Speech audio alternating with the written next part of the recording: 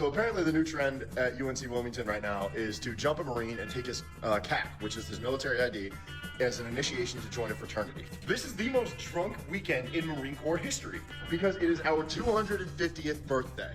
So what these UNC Wilmington college-educated fucking frat brothers are doing are having their, their pledges fucking go and jump a man who has spent his entire life as an adult training to kill. Do you have what it takes to be the meanest, the cruelest, the most savage, unforgiving mother in God's cruel kingdom? Yes, yes, okay. Be able to one day say, yea, though I walk through the valley of the shadow of death, I will feel no evil because I am the baddest mother in the goddamn valley.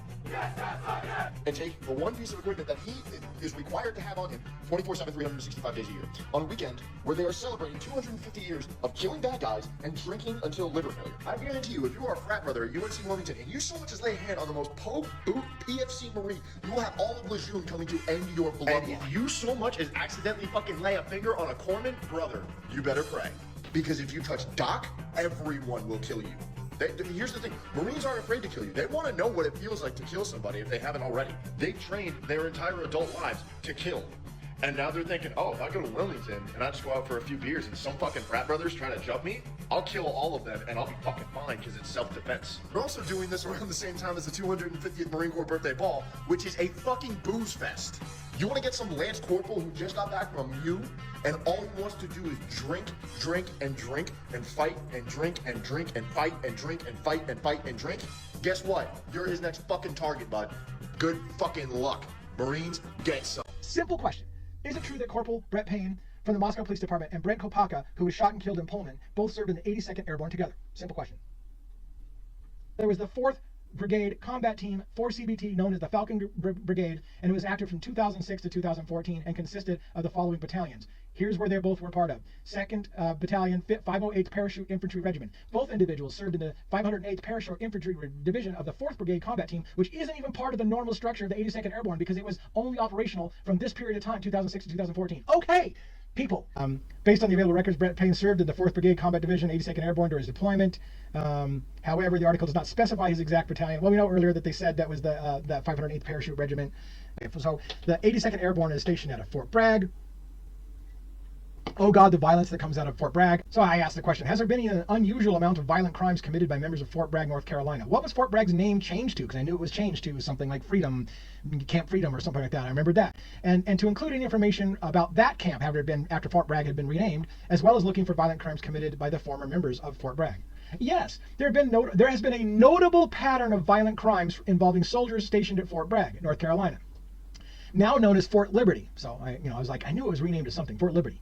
Over the years, several high-profile incidents have drawn national attention with concerns about crime within the military community there. Now, again, keep in mind, I'm only bringing this up because the 82nd Airborne was associated with Fort Bragg. Fort Bragg is associated with all kinds of violent crimes, violent individuals. I have mentioned long before the Idaho 4 case, I think, that Fort Bragg seems to grow really violent people. What the fuck's going on at Fort Bragg? I've asked that for a long time. What's going on at Fort Bragg? Why do they always seem to be at the heart of some horrendous mass murder or some kind of thing? So let's look at some of those just for shits and giggles. Ronald Gray, 1986 to 87, a former Army specialist stationed at Fort Bragg. Gray was convicted of multiple rapes and murders of women on or near the base and was sentenced to death by a military court and remains on death row. 1995, Fayetteville murders 2 Fort Bragg paratroopers while with white supremacist affiliations murdered a black couple in Fayetteville, North Carolina. The incident highlighted issues of extremism within the ranks. By the way, it's a critical thinking question. Fort Bragg has multiple associations with white supremacy. Idaho is notoriously known as an area where white supremacists like to go. Remember the days of O.J. Simpson, Mark Furman? He was from Idaho, Coeur d'Alene area. It was a big everybody thinks the white supremacists all like to live in Idaho. There's all kinds of people online, true crimers that are following down the Aryan Brotherhood connection and drugs and who's related to the Aryan Brotherhood, who is all white supremacist in the area. And then you got Fort Bragg people, soldiers who are in Idaho. Are they in Idaho because... Anyways, I'm asking questions. That's all I'm doing. I'm asking questions. Answer the fucking question, yes or no. Did they serve together or not? Well, they were kind of in the same place.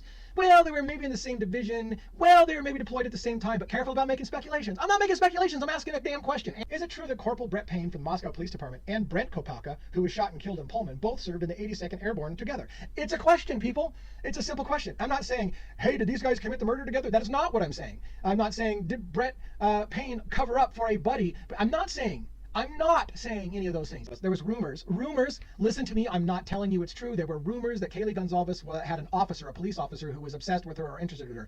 I can't find that right now. I didn't want to talk about it, but I did ask the question. Were there any online rumors that Corporal Brett Payne had some kind of relationship with Kaylee Gonzalez, the Idaho 4? So they showed me some pictures of all of them. They basically say there's no credible evidence or official reports indicating that Brett Payne of the police department had any personal relationship with Kaylee. Again, they won't tell you if there were. They're saying there's nothing credible. There's no credible evidence. So therefore, they don't even want to talk about conspiracy theory. And I didn't spend time digging into whether or not the rumors, I don't know. So please keep in mind, I'm not telling you I even think that a police officer was involved with Kaylee or obsessed with Kaylee. I'm saying that was a rumor I heard. And now when I'm hearing that a rookie cop is promoted to lead investigator, I have to ask myself questions. Okay, what about those rumors that Kaylee had some kind of weird cop that was obsessed with her?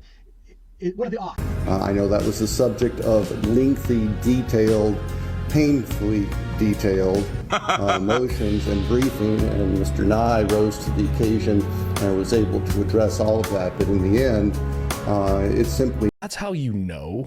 Yeah.